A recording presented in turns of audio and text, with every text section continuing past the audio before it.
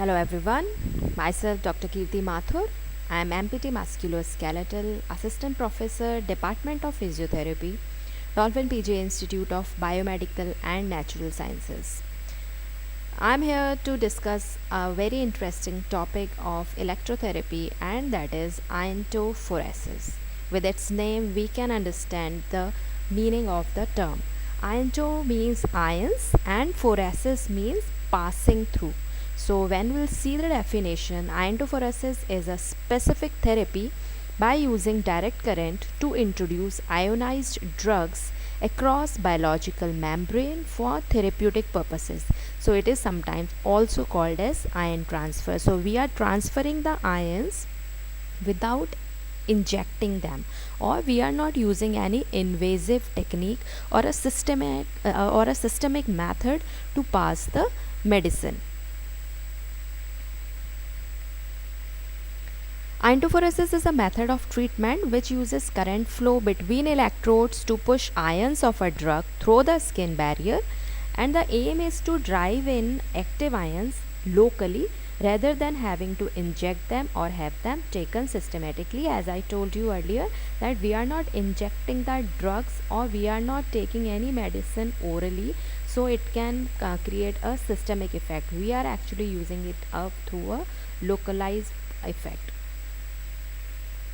In this picture you can see that this is our muscle stimulator modality which we are going to use, and the electrodes are kept here and they are dipped under electrolytes of the medicines carrying the ions of the medicines, and the patient keeps the area to be treated over the electrodes. Now, what are those compounds which we can use in iontophoresis? And they are like dexamethasone, which is used for anti-inflammatory effects, lidocaine, which is a local anesthetic, hyaluronidase to facilitate the breakdown of bruising or bleeding into the tissues, salicylic acid to reduce inflammation and pain, and acetic acid to break down the calcification. So these are the various compounds in the ionic form which we usually use for getting the desired result of the treatment. What is the mechanism of iontophoresis? If we apply a direct current, if it is applied to the electrolyte, convection currents will flow and the positive charge ions will move towards the oppositely charged electrode, and the drug must be in the ionic form so that it can travel in either direction depending on the polarity applied. The free ions will move towards the oppositely charged electrode, and the tissue are continuous electrolyte with the solution of the wet pad or sponge which contain the ionized drug.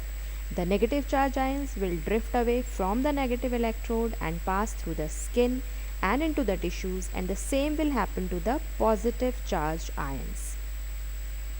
So basically we are using differently charged ions and the different polarities to make sure that the ions travel to the right direction. So the effect of iontophoresis are either local in the skin under the active electrode or systemic by disseminated through the tissue fluid. So if we are using this iontophoresis to produce a local effect, then the desired ion should be under the active electrode, and for getting the systemic effect it should disseminate it, or it should pass through the tissue fluids. And the effect of iontophoresis depends on certain factors. They are like the current density, which is limited by the patient tolerance. So it should not exceed more than 0.2 milliamperes per centimeter square. This is centimeter square here. And the time of application, it should be kept not more than 20 to 30 minutes, and the concentration of ions in the solution between 1 to 2%. Presence of some ions like zinc or silver form precipitates which are insoluble and they limit the penetration. So we have to take care of these ions that they do not deposit over the electrodes or they are present in the electrolyte, because it can hinder the proper penetration of the medicines. The effect of antiphoresis therapy depends also on the medication to be introduced. The therapist should be fully informed of the effect, side effect, indications, and contraindications of applied medications before treatment begins. So, make sure that which iron is required and which condition we are treating. Then uses of antiphoresis, it can be used for producing a local anesthetic effect. Then in this, lignocaine or procaine will cause a local cutaneous anesthesia for about 14.5 minutes or 14 to 15 minutes, and this increased if we add adrenaline. And local anesthesia has been used therapeutically in the treatment of herpes zoster, trigeminal neuralgia, and sometimes used in physiotherapy department and with the patient who are sensitive to hypodermic injections for ear and eye surgeries. So antiphoresis can be used to produce a local anesthetic effect. Then this also used for idiopathic hyperhidrosis, which is excessive sweating. So for this treatment, glycopyrronium bromide administered by antiphoresis has been recommended as a simple, safe, and effective treatment of excessive sweating, which definitely does not come under a physiotherapist. Then application of vasodilators. Histamine is a vasodilator that has been administered by antiphoresis for a variety of disorders. Histamine antiphoresis is used for arthritis, enhance wound healing, and improve the viability of a skin graft. Then application of some inorganic cations which carry positive charge. They are delivered from the anode, and zinc is used in the treatment of ischemic ulcers to promote healing and prevent infection. Silver antiphoresis is used in the treatment of patients with rheumatoid arthritis. Copper antiphoresis is used to treat the chronic fungal infections of the feet, and magnesium antiphoresis is used to treat patients with subdeltoid bursitis. Then some inorganic anions, they are administered under the cathode. And acetic acid is in the treatment of patient with calcium deposits around the shoulder and myositis ossificans affecting the and then in quadriceps femoris muscle is affected. So iodide is useful in the management of problems related to scar tissue, release of scar adhesions of tendon to the bone.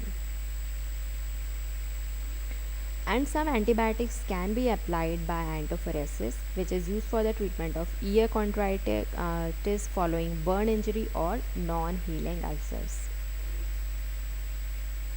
This can be used for anti-inflammatory drugs also, which are used in tendonitis and bursitis. It can be used for different types of pain, neurogenic pain, chronic pains, myogenic pains.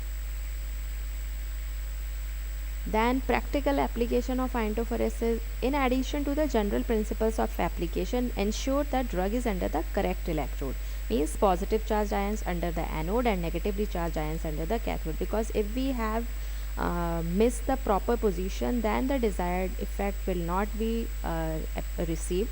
So most of ions used are positive except the acetate, chloride, iodide, and salicylate, which are negatively charged. Then what are the dangers of antiphoresis? First, systemic effects can occur, especially with large areas application in form of headache, abdominal pain, or mild dryness to the mouth. And contraindication, it should not be used during pregnancy and especially around the region of this uterus, like lower pelvic region and lower back region. And then cardiovascular disorders, in these conditions it should be contraindicated, it should not be used. And doses, the treatment time and dose is variable, that if the effect of treatment is inadequate, you can continue a longer time, means it is variable from patient to patient and according to the response from the patient. The initial dose for hyperhidrosis should be low as 1 to 125 milliampere for 3 minutes for a 30 centimeter square area, and for other antiphoretic treatment the doses is about 0.05 milliampere per centimeter square for 20 to 30 minutes.